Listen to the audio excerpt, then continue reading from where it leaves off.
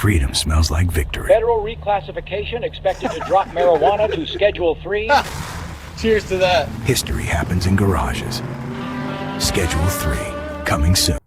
The information war exploded again today. President Trump signed an executive order reclassifying marijuana from Schedule 1 to Schedule 3. Within minutes, the corporate media did what it always does, lied by implication and spun confusion. Headlines raised across every network screaming about federal legalization, legal weed, recreational drug use approved, total nonsense, and Trump saw it coming. He stepped up to the microphone and shut it down in real time, making it crystal clear this is not legalization in any way, shape, or form. So what actually happened? And why is Big Pharma so furious tonight? But here's what's at stake.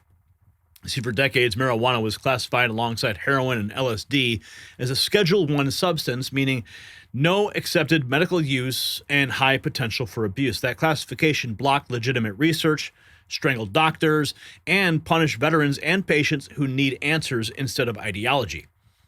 Cancer researchers openly admitted that high-quality clinical trials were nearly impossible under federal restrictions. Today, that logjam breaks. Trump's executive order acknowledges marijuana has legitimate medical uses without surrendering federal authority or overriding state law. States remain in control. Federal prohibition stays intact. What changes is the iron wall that blocked science. Veterans groups immediately praised the move. Cancer doctors celebrated, and Dr. Oz announced that millions of Medicare patients may now receive CBD treatments at no cost, prescribed by doctors and not dispensaries. This is medical policy, not cultural surrender, and that's exactly why the narrative merchants are panicking. And some breaking news on the preparedness front. With uncertainty rising at home and abroad, now is the time to secure your family's future. This Christmas, give the gift of food security with an amazing deal from my friends at My Patriot Supply. It's called the Buy One, Gift Two Christmas Special. And you need to jump on this. All month long, when you buy one emergency food kit, you get 2 more absolutely free. Perfect for giving as gifts. Grab a 4-week emergency food supply for yourself, and they'll include 2 one-week kits totally free. These make fantastic gifts for anyone on your list who values preparedness. With this deal, you're preparing yourself and giving meaningful Christmas gifts to family, and they're free. So head to preparewithgary.com right now. Offer only available this holiday season at preparewithgary.com. Now here's where Trump outmaneuvered everybody again. He didn't just sign the order. No, he preemptively destroyed the false narrative before the ink was even dry. Standing at the podium, he stated plainly that this order does not legalize marijuana and in no way sanctions recreational drug use. He warned that powerful, controlled substances are never safe for recreational purposes. The media already had their story ready. Trump legalizes weed, and he ripped it apart on live television. Even artificial intelligence fact checkers were forced to concede reality. Weed stores stay open where states allow them. Nothing is federally legalized, and state laws still rule. The executive order eases research barriers and regulatory insanity, period. Yet the press keeps pushing the lie because they need Trump framed as reckless and said he looked like the only adult in the room. We're going to get to some of these press reactions, but first let's go to President Trump. I want to emphasize that the order I am about to sign is not the legalization, or it doesn't legalize marijuana in any way, shape, or form, and in no way sanctions its use as a recreational drug. It has nothing to do with it.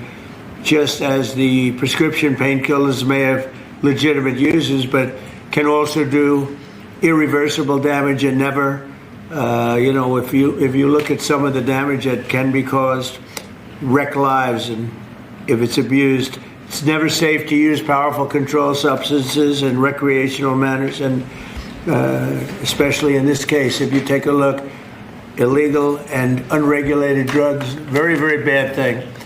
So I've always told my children, don't take drugs, no drinking, no smoking, and just stay away from drugs. I have been, they would look at me and they said, Dad, would you stop saying that? I would say it every time I looked at it practically. Young Americans are especially at risk, so unless a drug is recommended by a doctor for medical reasons, just don't do it. At the same time, the facts compel the federal government to recognize that marijuana can be legitimate in terms of medical applications when carefully administered in some cases. This may include the use as a substitute for addictive and potentially lethal opioid painkillers, and they cause tremendous problems. This can do it in a much lesser way, can make people feel much better that are living through tremendous pain and problems. 40 states and multiple U.S. territories have already recognized the use of medical marijuana. This reclassification order will make it far easier to conduct marijuana-related medical research, allowing us to study benefits, potential dangers, and future treatments. It's going to have a tremendously positive impact, I believe. A huge impact. Here's more. President Trump this is a cancer researcher at the Oval Office. And reschedule. Mr. President, members of the cabinet, thank you so much for the opportunity to be here and for your leadership in rescheduling cannabis from Schedule 1 to Schedule 3. This decision will accelerate scientific research and expand what can responsibly be studied. I'm a cancer psychiatrist and medical cannabis researcher at the Dana-Farber Cancer Institute. Over the past decade, federal investment in research has helped transform cancer care. People are living longer than ever before. But cancer care is not only about treating the tumor, it's also about addressing the anxiety, the fear, the stress that can come with a diagnosis, symptoms that can interfere with treatment and make recovery much more difficult. Many medications we use for acute anxiety carry significant risks, particularly in the older adults. That's why we're studying specific natural compounds found in cannabis, including the non-addictive cannabidiol, to understand whether they can safely and effectively help manage anxiety during cancer treatment. Rescheduling allows us to ask these questions rigorously about dosing, about safety, and who may benefit most. This research reflects the best of federal investment, helping people not only live longer, but live better. Thank you, Mr. President, for supporting careful, science-based research that puts patients first. Thank you. Thank you, Doctor. So you got doctors, you got the president, but of course, you know, the media melting down as they do. Let's see here. Let's check in with, let's see how, this is CNN. Let's see how CNN spins this. Hey, we'll see. Happening today, President Trump is expected to sign an executive order on marijuana, and it would reclassify marijuana as a low-risk substance. The order would ease federal restrictions, but it would not mean full legalization. CNN chief medical correspondent Dr. Sanjay Gupta joins us now. I mean, Sanjay, no one better to talk to you than you on this. You have done multiple documentaries on this topic. So tell us, how is marijuana classified now, and what is changing? Yeah, I mean, this is something people have been talking about for a long time. So there's a schedule of controlled substances, Schedule 1 through Schedule 5. Schedule 1 is the least permissive, most restrictive, and that is where cannabis has been for some time. And put this up on the screen because I want you to see the specific language here. It says in the top line there, no currently accepted medical use. And that's something that people in the medical community have been really focused on because the belief has been that there is medical use. They also say high potential for abuse. And to give context, they put it in the same category as heroin, LSD, and ecstasy. What may happen today, we'll see, we're expecting this later on this afternoon, is that cannabis could go to a Schedule 3 instead, which is moderate to low potential for physical and psychological dependence, and examples that are similar: ketamine, steroids, testosterone. So it does not say no medical use in Schedule 3. And again, I think that that's probably the most important thing here, one of the most important distinctions between Schedule 1 and Schedule 3 from a medical standpoint. It doesn't mean it's not still scheduled. It's still a controlled substance. You can't go buy it over the counter at gas stations and things like that. But the idea that for the first time in a long time, it would have this acknowledged medical benefit to people. CNN, not so bad, though. Let's see. President Trump will allow. Okay, this is more. Wow. Look at all these clips from the White House. Here is Dan K. Wiley, National Commander of the American Legion. 5 million Mr. President, I am Dan Wiley, National Commander of the American Legion, representing 1.5 million veterans. We are the largest veterans organization. We have 2.5 million members of our American Legion family. And I want to start by thanking you for your leadership on this issue. This issue is extremely important to the American Legion, and I want to thank you on behalf of the veterans who are going to benefit from potentially the research regarding this issue. Also want to thank you for your VA Secretary, Secretary Collins, and his work on difficult veterans issues with us this past year. The VA has worked with us on our Be the One mission, which is a mission to fight the epidemic of veterans. Veterans are disproportionately affected by conditions such as PTSD, TBI, depression, and chronic pain. And with this reclassification, it will allow research to be conducted with regard to cannabis. There is anecdotal evidence that cannabis benefits these conditions, and now we'll have an opportunity to see if research does prove that it is effective.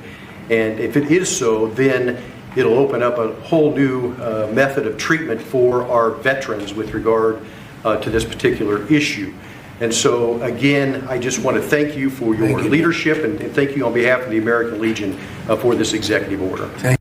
Mr. President, I am Dan Wiley, National Commander of the American. Let's see what Grok has to say.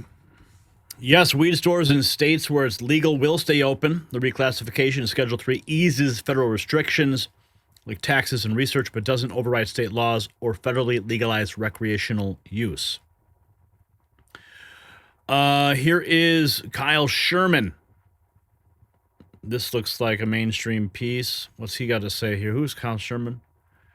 Founder and CEO of FlowHub, powering legal cannabis retail in America. Producer of the Great American Dispensary Tour on YouTube. This is a clip he posted. Getty, NBC, and NBC News Now. The use is going to be legal everywhere, but it does mean that's really interesting.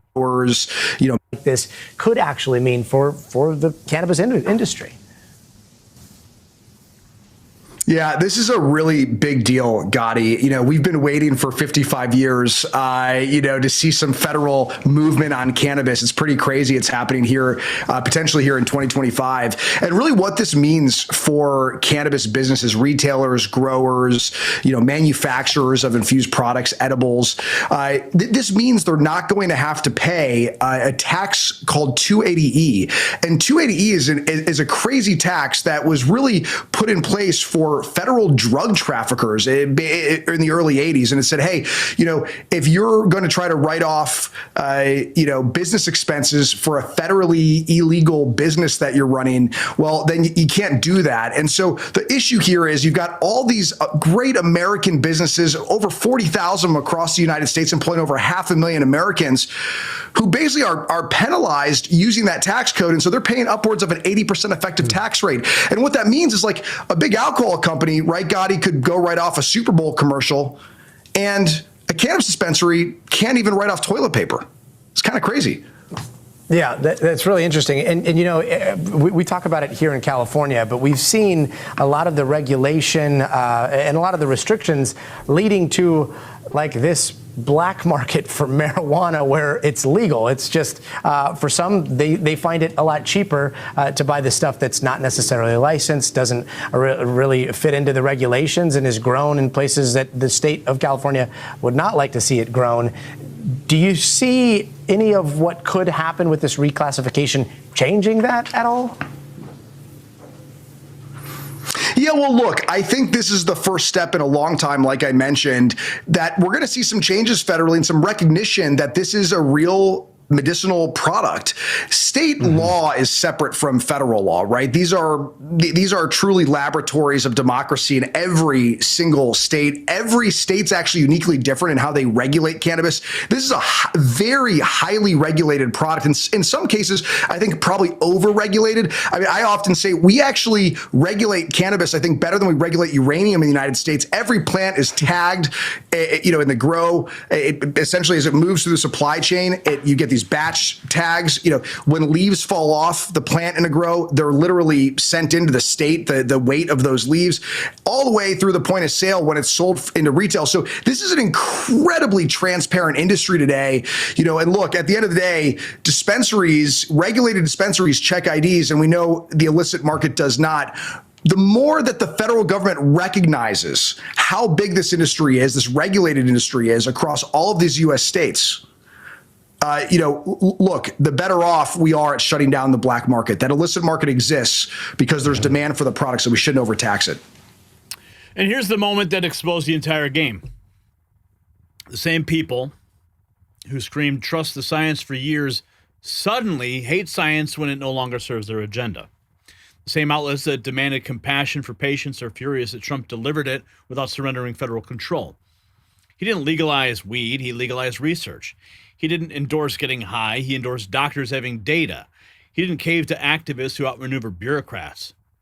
The American Legion thanked him on behalf of veterans who may finally benefit from real clinical trials. And once again, the media was caught lying in real time while the truth came straight from the president's mouth.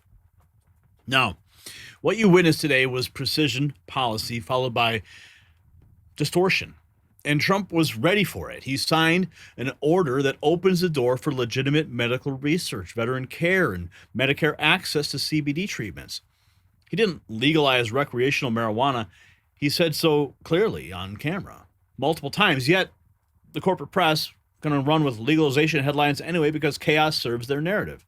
And here at the Next News Network, we always bring you the truth. And the truth is this. Trump didn't cave to drug culture. He broke the back of bureaucratic obstruction while keeping the federal guardrails in place. Big Pharma is furious, the media spins, and the American people watch the president outmaneuver them all before the news cycle even started. So here's my question tonight. Do you support Trump's decision to reschedule marijuana for medical research? Yes or no? Drop your answer in the comments. And check out the Next News merch shop. You'll find it linked in the description.